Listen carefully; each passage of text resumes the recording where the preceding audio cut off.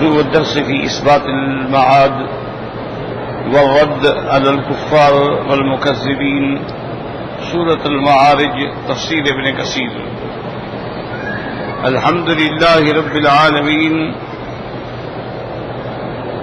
والصلاة والسلام على أشرف الأنبياء وسيد المرسلين سيدنا محمد وعلى آله وأصحابه أجمعين. اللهم صل على سيدنا محمد وعلى آل سيدنا محمد كما صليت على إبراهيم وعلى آل إبراهيم في العالمين إنك حميد مجيد. أعوذ بالله من الشيطان الرجيم. بسم الله الرحمن الرحيم. سأل سائل بعذاب واقع للكافرين ليس له دافع من الله ذي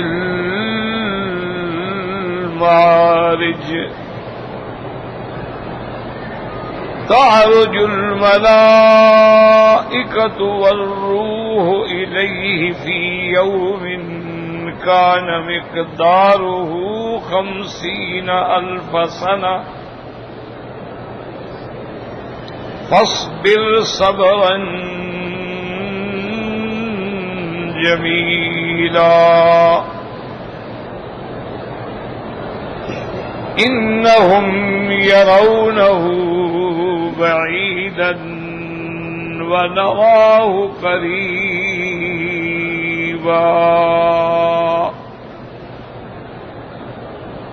اللہ تبارک و تعالی نے کلام مقدس کی اس آیات مبارکہ میں جو سورۃ المعارج کی آیات ہیں، جیسے میں نے کل بھی عرض کیا تھا کہ اس کا نام سورۃ المعارج بھی ہے اور سورۃ سأل سائل بھی ہے.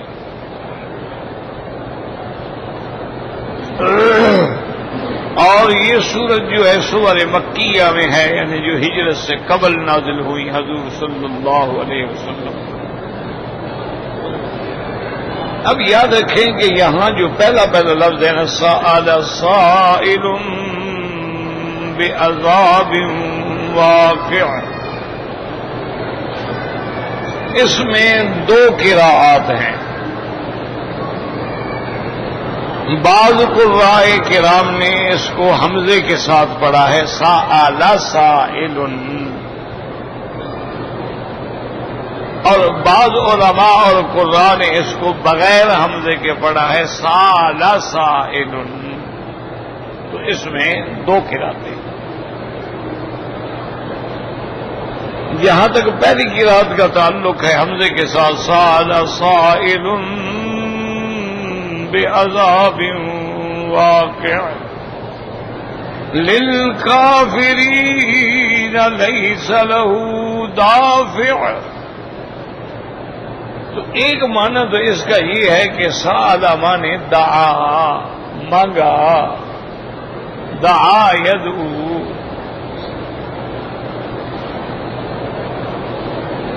تو اس میں پھر مفسرین کرام فرماتی ہیں کہ ایک مشرک تھا نضر بن الحارث. یہ بڑے بڑے مشہور دشمن تھے نا حضور صلی اللہ علیہ وسلم کے. نضر بن الحارث ہے، امیہ بن خلف ہے، ابی جہل ہے، ابی لہب ہے، عتبہ عتیبہ شیبہ ربی، یہ بڑے سخت دشمن. تو نضر بن الحارث نے یہ مانگا کہ اللہ اگر یہ بات حق ہے جو محمد مصطفیٰ فرماتے ہیں تو آپ ہم پر پتھروں کی بارش کر دیں.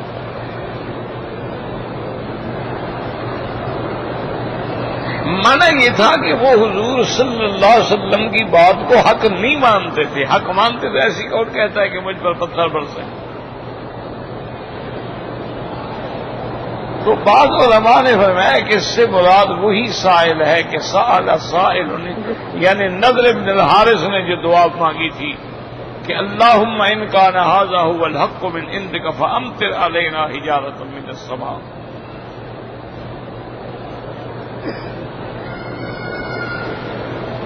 تو ایک قول جو ہے وہ یہ ہے۔ دوسرا قول ہے کہ سأل سائل، سأل بمعنی دعا نہیں، بمعنی سوال ہے۔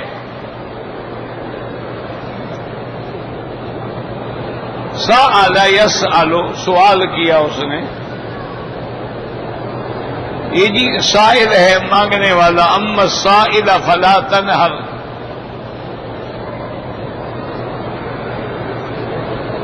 تو بعض علماء فرماتے ہیں کہ سأل سائل سے مانا ہے کہ ان کا پوچھنا،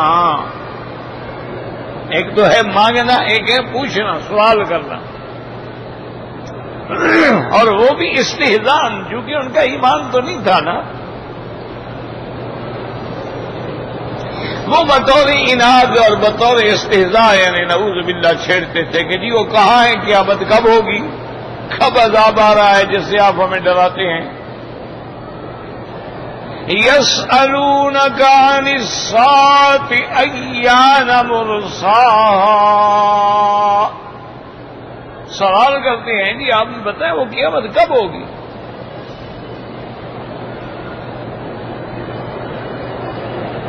تو ایک معنی یہ ہے کہ وہ سوال کرتے تھے کہ جی آپ جو ڈراتے ہیں عذاب سے وہ کب ہے وہ عذاب۔ تو ایک معنی ہوا دعا، مانگا، ایک معنی ہوا پوچھا۔ جس نے مانگا ہے عذاب وہ بھی انکار ہے، استہزاء ہے۔ جیسے کوئی آدمی کسی کا احترام نہ کرے گا کہ جو کچھ کرنا ہے کرو تم،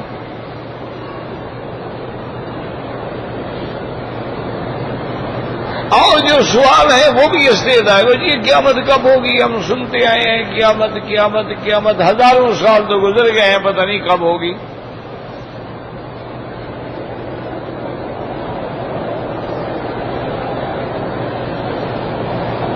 اور وہ اس بات کو یعنی سمجھ ہی نہیں سکتے تھے کہ بھئی آدمی مرنے کے بعد دوبارہ اٹھے گا، مر گیا مٹی میں مل گیا، بات ختم ہو گئی۔ اسی لیے بعض روایات میں ہے کہ یہی نضر بن الحارث تھا جو حضور صلی اللہ علیہ وسلم کے سامنے ایک بوسیدہ ہڈی قبرستان سے کوئی ہڈی اٹھا کے لے آیا، اور حضور صلی اللہ علیہ وسلم سے کہا کہ یا رسول اللہ یہ دیکھیں یہ ہڈی ہے اور میں قبرستان سے لے کے آئے۔ اب دیکھیں اس کو ایسے جو مسئلہ نا، وہ ہڈی تو بوسیدہ ہو چکی تھی نا، وہ فوراً مٹی بن گئی، اس کے بعد اس نے پھونک ماری تو اڑ گئی۔ کہنے لگا یا رسول اللہ صلی اللہ علیہ وسلم جب آدمی مر جائے گا ہڈی بن جائے گا، ریزہ ریزہ ہو جائے گا، مٹی بن جائے گی، ہم پھر دوبارہ اٹھیں گے؟ آپ نے فرمایا کہ ہاں دوبارہ اٹھیں۔ اسی کو اللہ تبارک و تعالی نے سورۃ یاسین میں بھی ذکر فرمایا ہے کہ اولم یر الانسان انا خلقناه من نطفۃ فاذا هو خصیم مبین۔ اللہ نے فرمایا دیکھو اس انسان کا، ابن آدم کا حال دیکھو، جس کو میں نے گندے پانی سے پیدا کیا ہے، اب انسان بنا دیا تو اب جناب یہ جھگڑتا ہے، مثالیں دیتا ہے۔ زارا بنانا مثلا، مثالیں مار کے یہ مٹی ہو گئی، یہ گل گئی، یہ اڑ گئی، یہ کیسے؟ نسی خلقہ قال من یحیی العظام وہی رمیم، اور یہ کہتا ہے کون ان بوسیدہ ہڈیوں کو دوبارہ زندہ کرے گا؟ قل یحییھا الذی انشأها اول مرة وهو بكل خلق علیم۔ اللہ نے فرمایا میرا محبوب ان کو کہہ دیں وہی تمہیں دوبارہ زندہ کرے گا جس نے پہلے پیدا کیا.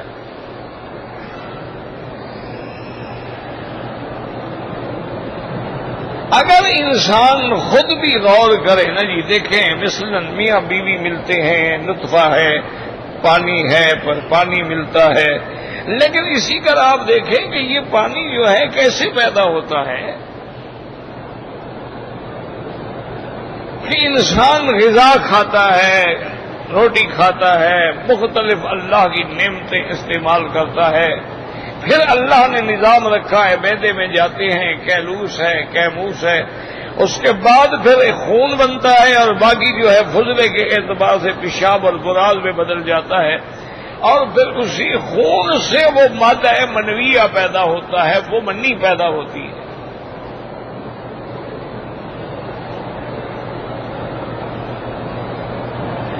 اور پھر اس منی کو اللہ نے کیسے محفوظ رکھا ہوا ہے، مرد کے لیے بھی عورت کے لیے بھی. تو اگر ان سارے متفرق غذاؤں سے پھر تمہارے معدے میں آ کے خون بنتا ہے، خون سے منی بنتی ہے، منی سے انسان بنتا ہے، تو اگر ان بکھری چیزوں سے اللہ تمہیں جمع کر سکتا ہے تو تمہارے مرنے کے بعد اگر تمہاری ہڈیاں، تمہارا گوشت جل جائے، گوشیدہ ہو جائے، تو کیا وہ دوبارہ پیدا کرنے پہ قادر نہیں ہے؟ بالکل قادر ہے.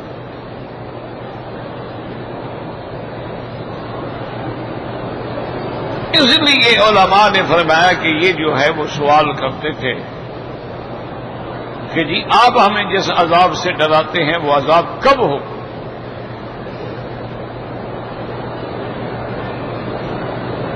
تو ایک تو یہ ترجمہ، ایک یہ ہے کہ اس کو سال سائل بعذاب واقع بعذاب، تو یہاں بے کیوں آ گئی؟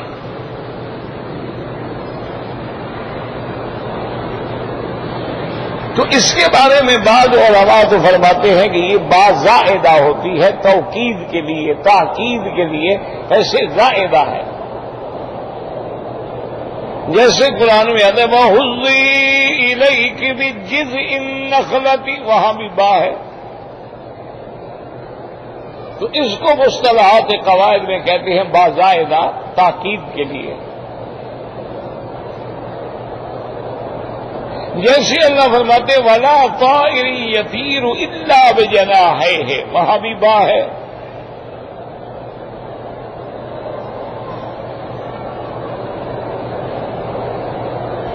اور بعض کہتے ہیں کہ نہیں، یہاں با جو ہے ان کے معنی میں ہے کہ یعنی وہ پوچھتے ہیں ان العذاب الواقع، کہ وہ عذاب کب ہوگا. اور یہ بھی علماء قواعد عربیہ میں ہے کہ کبھی فی بمعنی الا ہوتی ہے، کبھی الا بمعنی فی ہوتا ہے. مثلا قرآن میں ہے قل سیروا فی الارض، میرا محبوب ان کو کہو کہ زمین میں چلیں پھریں، سیر کریں اور دیکھیں. تو اب زمین کے اندر تو کوئی نہیں چل سکتا نا، زمین کے اندر کیسے چلو گے؟ فی تو ظرف کے لیے ہوتی ہے. الدراہم فی الکی سے، الماء فی الکاس سے. تو یہاں جو ہے فی بمانے الا ہے، قل سیروا فی الارض مانا یعنی علی الارض، زمین پہ چلو پھرو. جیسے قرآن میں وَلَا أُصَلِّبَنَّكُمْ فِي جُذُوعِ النَّخْلِ، فرعون نے کہا تھا مسلمان ہونے کے بعد جو لوگ اسلام لے آئے کہ اچھا میں تمہیں پھانسیوں پہ لٹکاؤں گا، کھجور کے جو سرے ہوتے ہیں ان کے اندر، تمہارے علی جذوع النخل، یعنی میں تمہیں کھجوروں کے ساتھ لٹکا کے پھانسی دوں گا.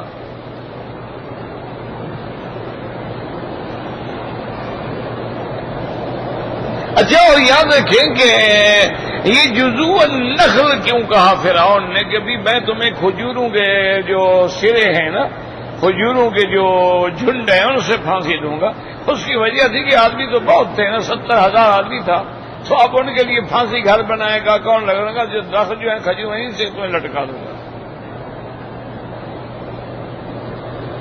تو وہاں بھی لفظ تو ہے فی جذوع النخل، لیکن مراد ہے علی جذوع النخل.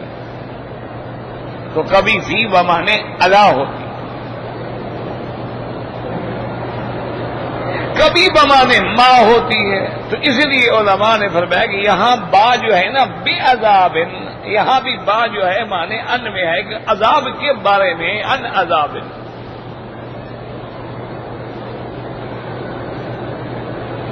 اور بعض علماء فرماتی ہے، میں نے پہلے عرض کیا تھا نا کہ سأل حمزے کے ساتھ سأل سائل، یا بغیر حمزے کے سأل سائل. اگر بغیر حمزے کے ہو تو اس کا معنی یہ ہے کہ وہ عذاب سالہ یا سیلو، کہ جب سیل آتی ہے، جب پانی آتا ہے، سیل آتی ہے، سب کچھ بہا کے لے جاتی ہے، تو وہ عذاب جو سیل بن کے ان پہ آئے گا وہ کب آئے گا؟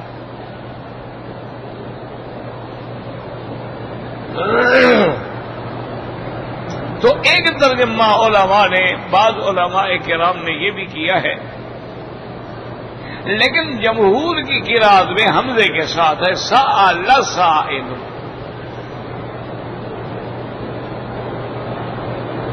اور بعذاب واقع للکافرین لیس لہ دافع، یعنی جب وہ عذاب آئے گا تو اب اس عذاب سے کافروں کے لیے کوئی اس کو روکنے والا نہیں ہوگا.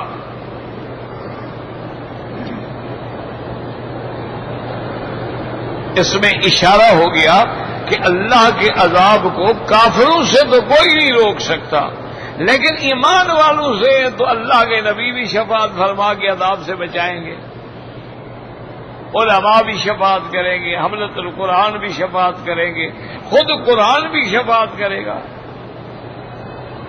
قرآن کی صورتیں بھی شفاعت کریں گی. لیکن کافروں کے لیے جو عذاب کا فیصلہ ہو چکا ہے وہ نہیں تبدیل ہو سکتا. ان کے لیے عذاب ہوگا، دائمی ہوگا، اس میں کوئی چھٹکارا نہیں ہوگا، کوئی کمی نہیں ہوگی، اور ان کو کبھی اس سے نجات نہیں ملے گی. یہ اللہ کا فیصلہ ہے اور اس کو کوئی نہیں بدل سکتا. اسی لیے حدیث صحیح میں آتا ہے کہ قیامت کا دن ہوگا اور سیدنا ابراہیم الخلیل کے ابا آذر جو ہیں ان کو فرشتے جہنم کی طرف لے جا رہے ہوں گے. تو حضرت ابراہیم الخلیل عرض کریں گے مولا آپ کا تو وعدہ ہے کہ یوم لا یخزی اللہ النبی والذین آمنوا معہ، کہ میں اپنے نبی اور ایمان والوں کو رسوا نہیں کروں گا قیامت والے دن. وَأَيُّ خِزْيٍ مِّنَ الْأَبِّ الْعَبَادِ، میرا اللہ اس سے بڑی میری رسوائی کیا ہوگی کہ میرا باپ جہنم کی طرف جا رہا ہے.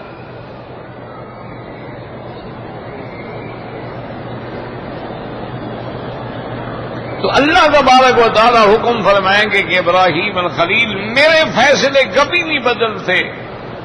ما یبدل القول لدی، ہم جو حکم دے چکے ہیں اس میں کوئی رد، ہم البتہ تیرے باپ کی شکل بدل دیتے ہیں.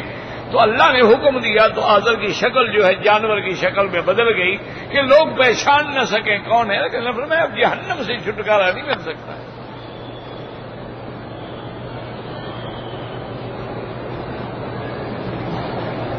اسی سے آپ اندازہ کریں کہ اگر مشرک ہے اس کو انبیاء بھی نہیں چھڑوا سکتے. شفاعت جو ہے وہ مومنوں کے حق میں ہوگی کہ ہے ایمان والا لیکن گناہگار ہے، کبائر ہیں. کسی کافر کے حق میں شفاعت نہیں ہوگی، مشرک کے حق میں شفاعت نہیں ہوگی، یاد رکھیں. تو اس لیے علماء نے فرمایا کہ یہاں سأل سائل بعذاب واقع للکافرین لیس لہ دافع. ایسے یاد رکھو، ایک سوال تو یہ ہے نا کہ جی نضر بن الحارث نے مانگا، ایک یہ ہے کہ مشرکین مکہ نے پوچھا کہ وہ کب عذاب ہوگا. اور بعض علماء کا ایک قول یہ بھی ہے کہ سأل سائل، سوال کرنے والے خود محمد مصطفیٰ ہیں.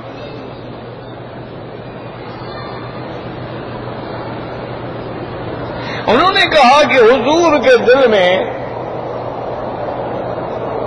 صلی اللہ علیہ وسلم کے دل میں یہ بات آ گئی کہ یا اللہ اب ان کافروں کی ہدایت کا تو کوئی امید باقی نہیں رہی ہے، اور مسلمانوں پہ ظلم و ستم کے پہاڑ توڑے جا رہے ہیں، ابھی اتنے کہ ان پہ عذاب آ جائے. تو اللہ نے فرمایا کہ میرا مدنی عذاب تو آئے گا، لیکن فاصبر صبرا جمیلا، ابھی صبر کرو. تو اس لیے بعض علماء کہتے ہیں کہ اس صبر کی دلیل جو ہے یہ ہے کہ یہ مانگنے والے خود محمد مصطفیٰ کہ اللہ نے اپنے نبی کو فرمایا کہ صبر کریں. لیکن پہلا قول زیادہ راجح ہے کہ ایک کافر نے سوال کیا، لیکن یاد رکھیں کہ ہمیشہ العبرۃ بعموم اللفظ لا بخصوص السبب، یعنی چاہے نظر بن الحارث سے مانگا ہو، مانا قیامت تک عام ہے تمام کافروں کے حق میں. سأل سائل بعذاب واقع للكافرين ليس له دافع من الله ذي المعارج. وہ عذاب اللہ کی طرف سے آئے گا اور اس کی صفت یہ ذی المعارج. یاد رکھو معارج کا معنی ہوتا ہے یعنی سیڑھیاں، مصعد، کہ وہ اللہ کی ذات سیڑھیاں کیا مانا جس کے لیے سیڑھیوں پہ چڑھ چڑھ کے فرشتے اللہ کی دربار میں پہنچتے ہیں. اور بعض علماء نے فرمایا من اللہ ذی المعارج ای ذی السماوات، آسمانوں والا. تو آسمان بھی تو سیڑھیاں ہیں نا، کہ پہلے آسمان پہ جائیں گے، پھر دوسرے پہ، پھر تیسرے پہ، پھر چوتھے پہ، پھر پانچویں پہ. اس طرح اس سے مراد جو ہے دل معارج. اور بعض علماء فرماتی ہیں من اللہ ذی المعارج، وہ شان والا، انعام والا، فضل والا، جس کے متعدد انعامات ہیں اور جس کی شان یہ ہے کہ تعرج الملائکۃ والروح الیہ. تعرج الملائکۃ جس کی طرف چڑھتے ہیں فرشتے، والروح یاد رکھیں کہ جب بھی روح کا ذکر الگ آیا، حالانکہ وہ بھی تو فرشتہ ہے نا، تو جب الگ ذکر آیا تو معلوم ہوا کہ وہ زیادہ افضل شان والا فرشتہ ہے اور اس سے مراد جبریل علیہ السلام ہے. تو اس لیے کہ جب اللہ پاک نے ملائکہ فرما دیا تو سارے آ گئے، جبریل بھی تو ملائکہ میں ہے، لیکن جب نام الگ آئے تو مانا اس کی شان پہ دلالت کرتا ہے. اس لیے فرمایا والروح. اسی طرح سورۃ القدر میں تتنزل الملائکۃ والروح فیہا بإذن ربهم من كل امر سلام ہی حتی مطلع الفجر. وہ شان اور والی رات جس میں فرشتے بھی اور جبریل بھی اترتا ہے. اسی طرح فرمایا یوم یقوم الروح والملائکۃ صفا لا یتکلمون الا من اذن له الرحمن وقال صوابا. اللہ نے فرمایا جس دن اللہ کے دربار میں جبریل بھی کھڑا ہوگا، ملائکہ بھی صفیں بنا کے کھڑے ہوں گے، کوئی بول نہیں سکے گا جب تک کہ اللہ تبارک و تعالی اجازت نہ دے. تو یاد رکھیں کہ روح سے مراد جبریل ہے. نزل به الروح الامین، اس سے مراد بھی جبریل ہے. یاد رکھو کہ جبریل کو روح کیوں کہتے ہیں، یعنی جبریل علیہ السلام کا لقب جو ہے وہ روح کیوں ہے.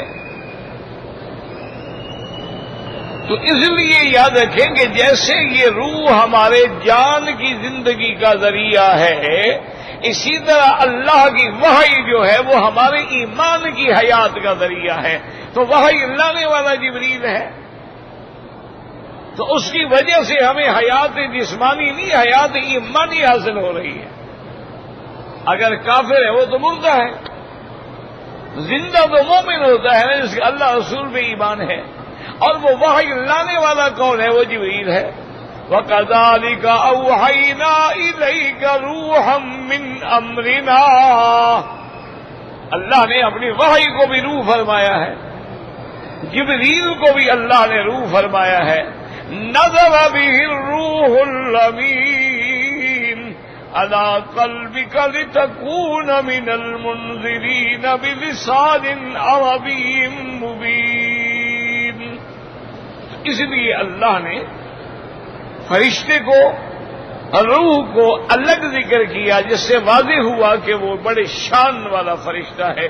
اسی لیے اللہ نے فرمایا ذی قوت عند ذی العرش مکین مطاع ثم امین، وہ اتنی طاقت والا فرشتہ، عرش کے قریب رہنے والا، سارے فرشتے اس کا حکم ماننے والے، اس کی شان ہے۔ اس لیے یہاں بھی اللہ نے اس کا ذکر جو ہے وہ علیحدہ کیا ہے کہ تعرج الملائکۃ والروح الیہ، اب ملائکہ جاتی ہیں ہمارے اعمال لے کے جاتے ہیں، اور روح قبض کرنے کے بعد ارواح کو لے کے جاتی ہیں۔ تعرج الملائکۃ والروح الیہ فی یوم کان مقدارہ 50,000 سنہ، ایک ایسے دن میں جس کی مقدار جو ہے 50,000 سال۔ تو یاد رکھیں کہ اس 50,000 سال سے کیا مراد ہے؟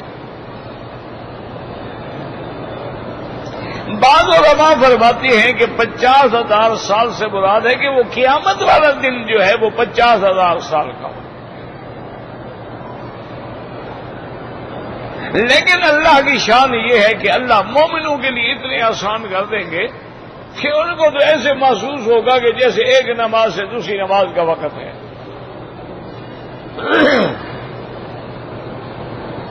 اور بعض علماء فرماتے ہیں 50,000 سال جو ہے اس کی وجوہات ہیں کہ جتنا کافروں پہ غم زیادہ ہوگا اتنی دن بڑا ہوگا۔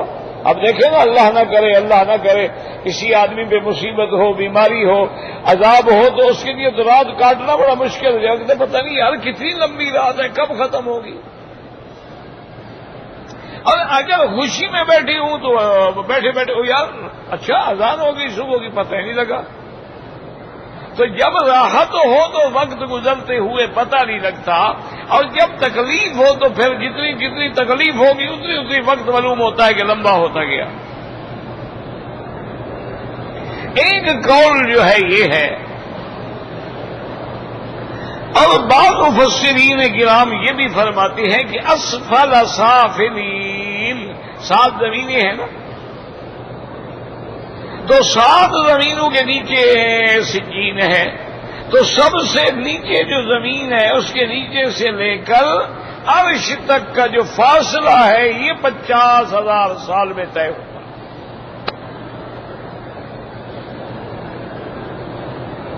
بعض علماء نے اس کا یہ معنی لیا،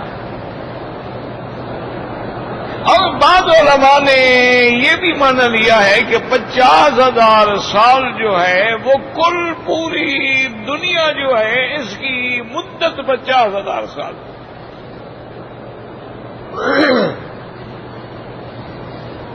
یاد رکھیں کہ یہ اقوال ہوتے ہیں، یعنی ہر مفسر نے، محدث نے، عالم نے تمام چیزوں کو سامنے رکھ کے اپنا ایک قول پیش کیا۔ قرآن پاک نے تو کوئی پابندی نہیں بتلائی، انہوں نے بس کہہ دیا کہ ایک دن جس کی مقدار 50,000 سال۔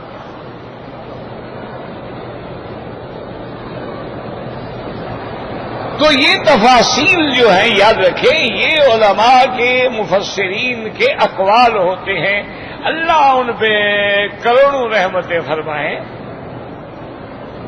ان نے محنتیں کی ہیں کہ 50,000 سال سے کیا مراد ہے۔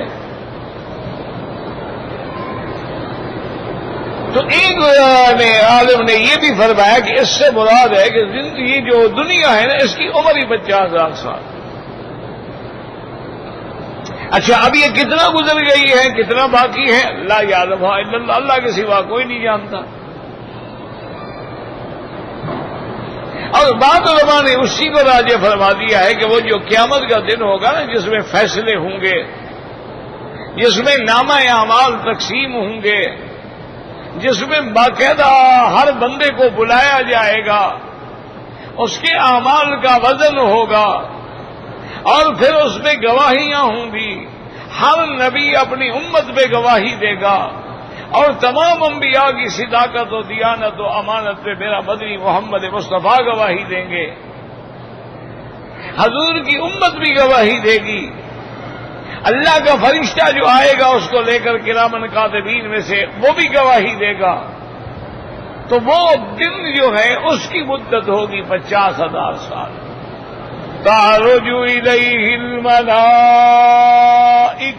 والروح الیہ فی یوم کان مقدارہ 50,000 سنہ.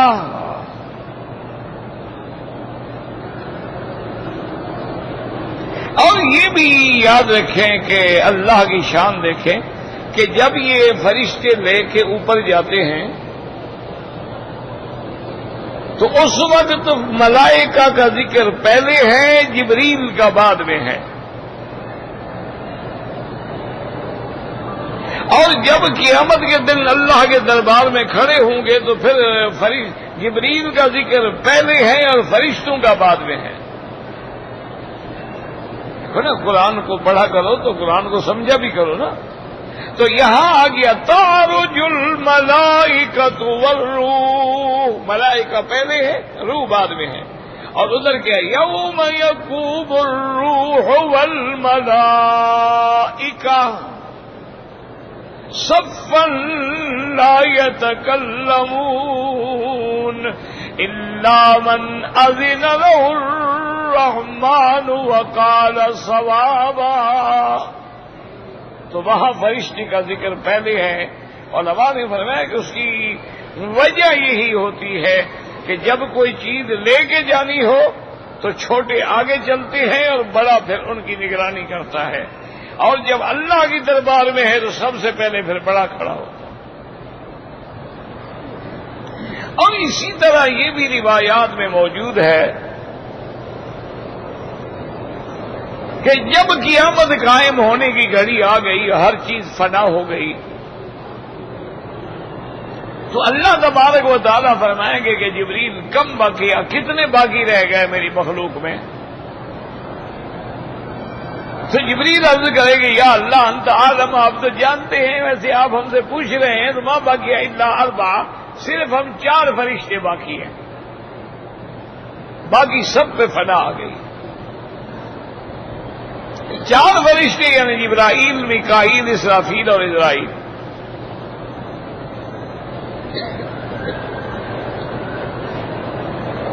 یہ بھی اللہ کا شان ہے, یاد رکھو. ہر چیز میں میرے مولا کی حکمتیں ہیں. آمنا باللہ ہے کہ اب دیکھیں کہ اللہ نے فرشتوں میں بھی 4 فرشتوں کو شان بخشی ہے.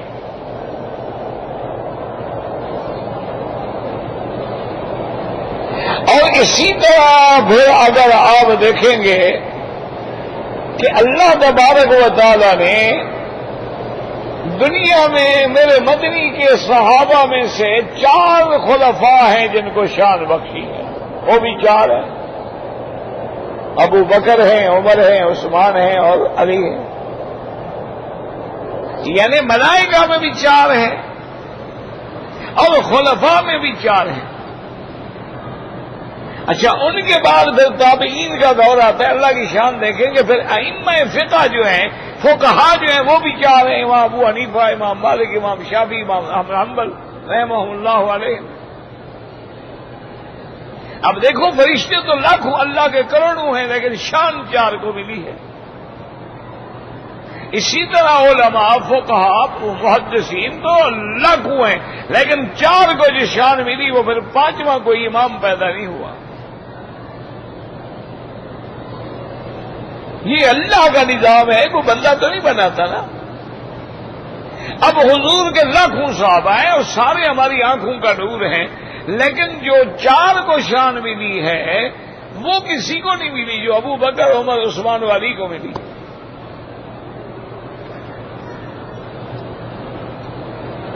تو یہ اللہ کا ایک نظام ہے. اور اسی طرح اللہ تبارک و تعالیٰ نے جن مقامات کو شان بخشا ہے نا، ان میں بھی زیادہ عظمت والے 4 جگہ ہیں. اللہ کا کعبہ ہے، مدینہ منورہ ہے، مسجد اقصی ہے اور کوہ طور ہے.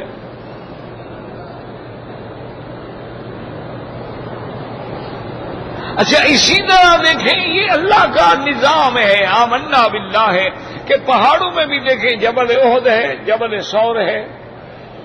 اچھا ادھر جبل جودی ہے اور جبل طور سینا ہے. اچھا اسی طرح اب جو نہریں ہیں ان میں بھی 4 کا ذکر آتا ہے. سیہون ہے، جیہون ہے، نیل ہے، فرات ہے. کہ یہ 4 نہریں جو ہیں اس کا بھی اصل گویا جنت سے ہے. سیہون، جیہون، نیل، فرات. بہرحال یہ اللہ کی شان ہے، اللہ کا کرم ہے. تو اب جبریل عرض کریں گے کہ مولا آپ صرف 4 بچ گئے ہیں. اللہ فرمائے کہ جبریل ایسا کرو کہ ان 3 کا روح قبض کر لو. تو اب جبریل علیہ السلام ان 3 کا روح قبض کریں. اللہ فرمائے ہاں کم باقی، کتنے بچ گئے؟ کہ ماں بچ گئے اللہ عبدک الذلیل، اللہ تیرا ایک بندہ بچ گیا اور نہیں بچے. اللہ حکم دیں گے مر جاؤ، تم بھی مر جاؤ، تاکہ اللہ کا وہ وعدہ پورا ہو جائے کہ کل شیء ہالک الا وجہہ. اللہ کا وہ وعدہ پورا ہو جائے کہ کل من علیہا فان ویبقى وجہ ربک ذو الجلال والاکرام. پھر اللہ سب کو زندہ کریں گے. تو اس لیے علماء نے فرمایا ہے کہ اس سے مراد وہ دن ہے. پھر اللہ نے حکم دیا میرا مدنی اب مصیبتوں پہ صبر کریں، برداشت فرمائیں. انہم یرونہ بعیدا ونراہ قریبا. یاد رکھو اس کے 2 معنی ہیں. ایک معنی یہ ہے یہ کافر سمجھتے ہیں کہ قیامت بہت دور ہے. اللہ نے فرمایا لیکن ہم جانتے ہیں وہ قریب ہے. اچھا ابھی کیسے قریب ہے؟ ہزاروں سال گزر گئے، قریب ہے کیسے قریب ہے؟ ابھی بھی اللہ جانے کتنے ہزار سال باقی ہیں. تو علماء نے فرمایا کہ وجہ یہ ہے کہ قیامت آ رہی ہے نا. ان الساعۃ آتیۃ لا ریب فیہا. جب آ رہی ہے تو آنے والی چیز قریب ہوتی ہے، جانے والی دور ہوتی ہے. الدنیا مدبرۃ والآخرۃ مقبلۃ. دنیا جا رہی ہے اور آخرت آ رہی ہے. اور بعض علماء نے فرمایا کہ یہاں قریب بعید کا معنی یہ نہیں ہے قریب یا دور. یہاں معنی یہ اللہ نے فرمایا میرا مدنی انہم یرونہ بعیدا. یہ سمجھتے ہیں کہ قیامت کا ہونا جو ہے ناممکن ہے، ہو نہیں سکتی. وَنَرَاهُ قَرِيبًا. ہم سمجھتے ہیں کہ ہو سکتی ہے کہ ہماری شان یہ ہے کہ انما امرہ اذا اراد شیئا ان یقول له کن فیکون. اللہ نے فرمایا یہ سمجھتے ہیں کہ کیسے ہوگا، آسمان پھٹ جائیں گے، زمینیں پھٹ جائیں گی، پہاڑ ریزہ ریزہ ہو جائیں گے. یہ ناممکن بات ہے، نہیں ہو سکتا، نہیں ہو سکتا. تو بہرحال ان آیات مبارکہ میں اللہ تبارک و تعالی نے قیامت، معترضین اور ان کے رد کے بارے میں ارشاد فرمایا ہے. اللہم ثبتنا علی الایمان اللہم ارزقنا حسن الختام واجعل آخر کلامنا لا الہ الا اللہ محمد الرسول اللہ. میرے دادا دادی ماموں کا انتقال، اللہ سب جو فوت ہو گئے سب پہ اپنی کروڑوں رحمتیں نازل فرمائے.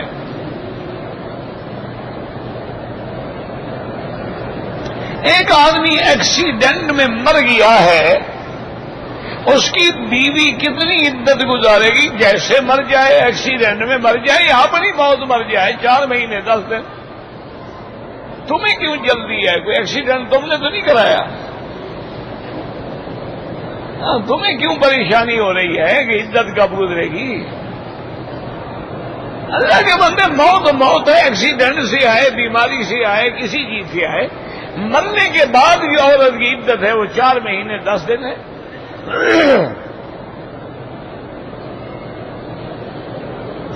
اگر آدمی فوت ہو جائے اور اس کی بیوی حاملہ ہو تو عدت کیا ہوگی؟ یضعن حملہن، جب وہ حمل یعنی ولادت ہو جائے گی، پاک ہو جائے گی، عدت ختم ہو.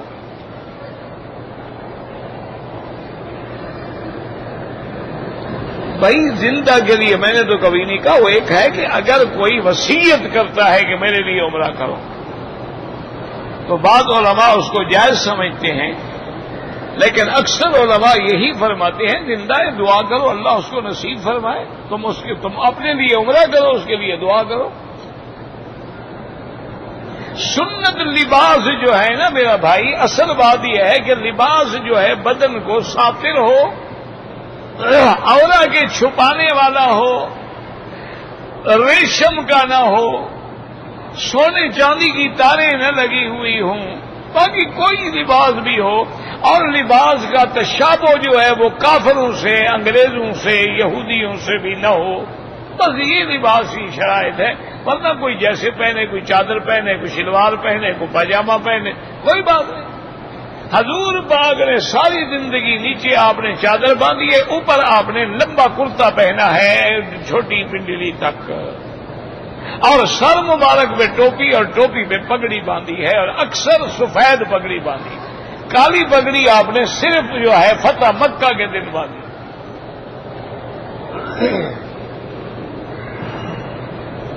کہتے جی کہ عورت اگر ہوٹل سے حرم تک اکیلے آ جائے کیوں نہ آ سکتی ہے؟ بھائی وہ سفر منع ہے، یہ سفر تھوڑا ہے، یہ تو 5 منٹ کا راستہ ہے.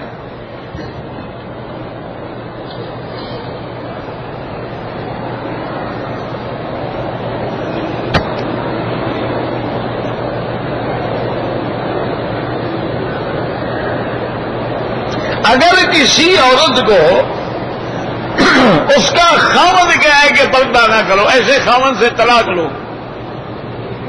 جب وہ پردے کا منکر ہے، مسلمان ہی نہیں رہا، نکاح ہی نہیں رہتا، کیونکہ پردے کا حکم قرآن میں ہے.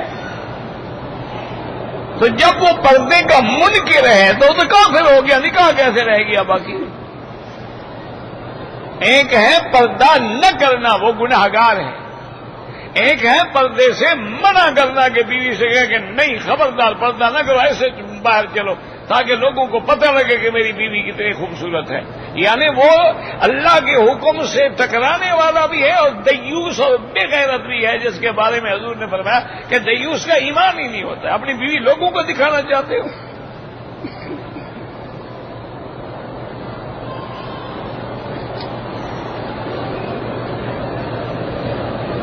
ہم پاکستان سے آئے ہیں، 15 دن سے کم ٹھہرنا ہے، مسافر ہیں، آپ کا نماز قصر پڑھیں گے.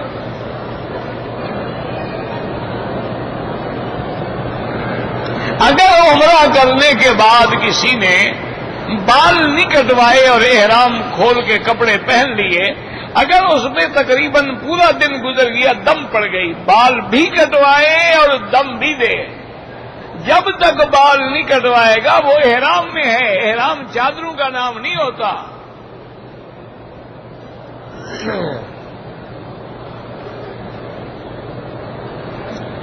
جو لوگ یا رسول اللہ کہتے ہیں یہ حرف ندا ہے، اس میں صرف اللہ کو پکارا جاتا ہے، یا اللہ، یا رحمان، یا رحیم، یا حی یا قیوم، یا ذی الجلال والاکرام، یا نبی، یا رسول، یا جبریل. یہ شرک ہے.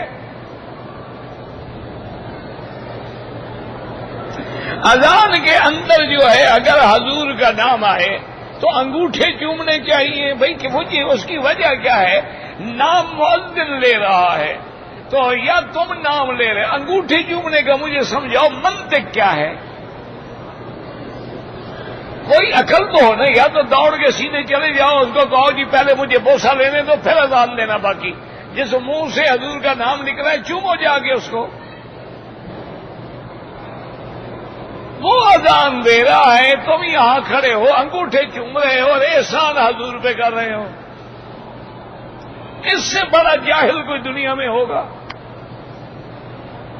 اچھا پھر انگوٹھے جو ہیں، انگوٹھے ناخن کاٹنے کا حکم ہے یا چومنے کا حکم ہے؟ کوئی اللہ سے خوف بھی کرو، اپنے گھر سے تو مسئلے نہ بناؤ نا. یہ کیا احترام ہے کہ آدمی اپنے انگوٹھے چومے؟ احترام حضور کا ہو رہا ہے. انا للہ و انا الیہ راجعون. جب حجر اسود پہ استلام کریں گے بالکل کعبے کی طرف دیکھیں، یعنی طواف میں چلتے ہوئے نہ دیکھیں. باقی جب حجر اسود میں ہے وہ تو وقوف ہے، ٹھہریں گے تو اشارہ کریں گے نا.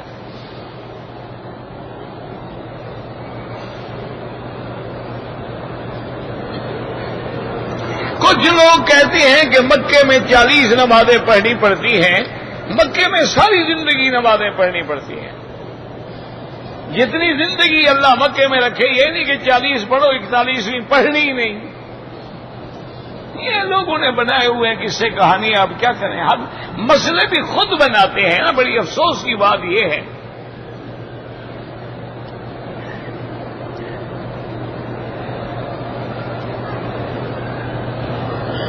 کہتے جی کہ ہمارے ملک میں ایک پیر صاحب ہیں، جب مرید ان کے پاس جاتے ہیں تو پیر صاحب کہتے ہیں کہ بھئی ہم تو حضور صلی اللہ علیہ وسلم کے کتے ہیں.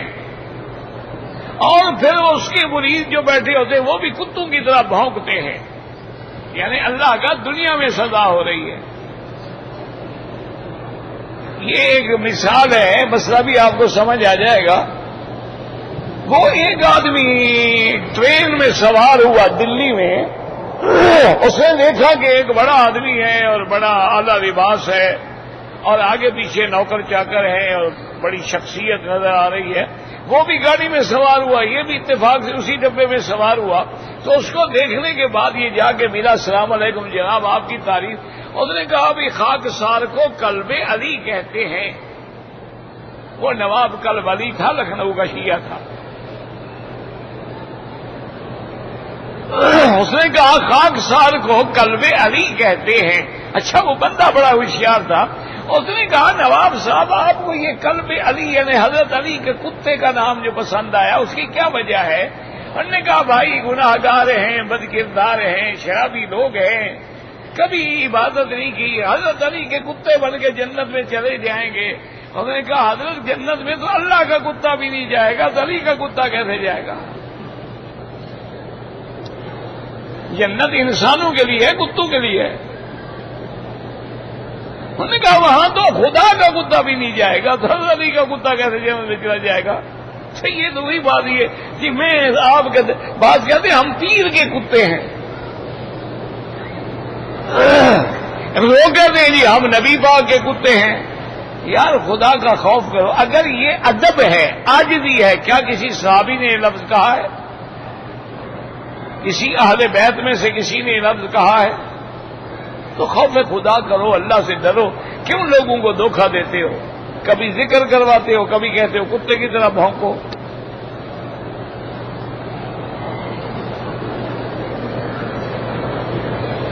ہم مکے میں رہنے والے اگر عمرہ کریں بالکل مسجد عائشہ جانا ہوگا یا جیرانہ جائیں، یعنی حد حرم سے باہر جائیں.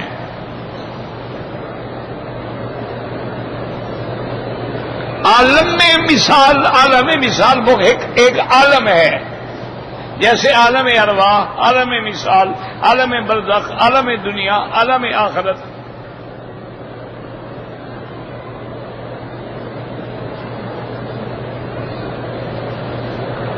سمجھ نہیں. جب بہرحال جس کے لیے چاہے نفلی عبادتیں عمرہ کریں، حج کریں، برقع ہوتا ہی وہی ہے جو عورت کے پاؤں کے نیچے سے بھی چلے تاکہ پاؤں کا ذرہ بھی نظر نہ آئے. مہندی تو لگانا جو ہے منع نہیں ہے. میں نے اب میں نے کالی مہندی الحمدللہ نہیں لگائی. اللہ کا شکر ہے کہ ایک آدمی نے تجربہ کیا کہ جی یہ یعنی مہندی کلر میں ہے لیکن جلدی ہو جاتی ہے، یعنی اس کی انتظار آپ کو نہیں بیٹھنا پڑے گا. تو وہ میں نے تجربہ کیا، اسی لیے دیکھا نہیں نیچے نہیں ہے اوپر ہے. یہ تجربہ ہو رہا ہے.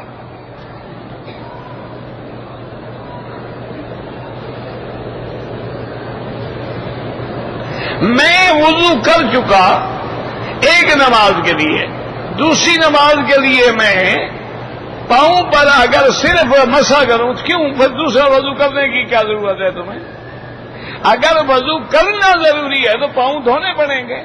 اگر موزے پہنے ہیں پھر مسح ہو سکتا ہے.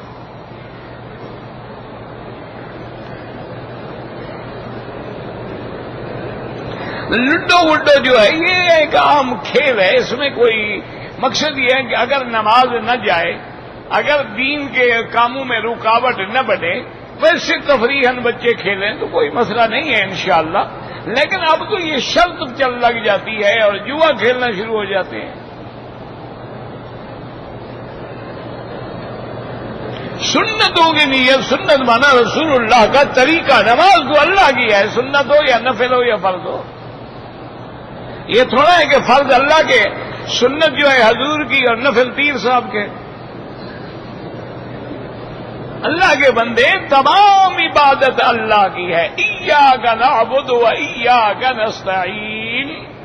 ان صلاتی و نسکی و محیای و مماتی للہ رب العالمین لا شریک لہ.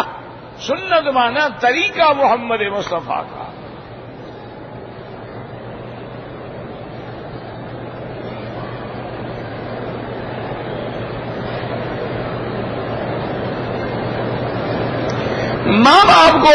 ماں باپ جو بد دعا دیتے ہیں، یاد رکھو ماں باپ کبھی اولاد کو بد دعا نہیں دیتے.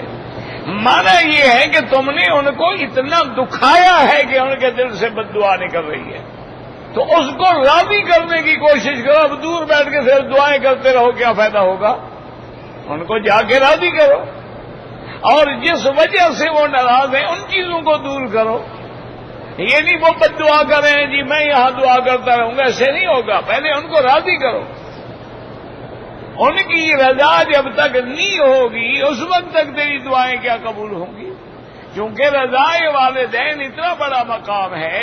اللہ نے اپنے حق کے بعد، حالانکہ اللہ کے حق کے بعد نبی پاک کا حق ہے، لیکن فرمایا وَاعْبُدُوا اللَّهَ وَلَا تُشْرِكُوا بِهِ شَيْئًا وَبِالْوَالِدَيْنِ إِحْسَانًا.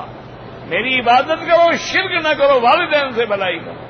تو اللہ نے ہمیں بتلایا ہے کہ والدین کا اتنا حق ہے کہ اللہ نے اپنے حق کے بعد ان کو ذکر کیا ہے. واللہ اعلم. ربنا تقبل منا انك انت السميع العليم وتب علينا انك انت التواب الرحيم. اللهم اجعل لنا وللمسلمين من كل هم فرجا ومن كل ضيق مخرجا ومن كل بلاء عافيا. وصلی اللہ تعالی علی خیر خلقہ سیدنا محمد وعلی آلہ وصحبہ اجمعین. اللہم صلی علی سیدنا محمد وعلی آل سیدنا محمد کما صلیت علی ابراہیم وعلی آل ابراہیم فی العالمین انک حمید مجید. اچھا اب یہ ہے کہ آپ کے پاس کون سی صورت کی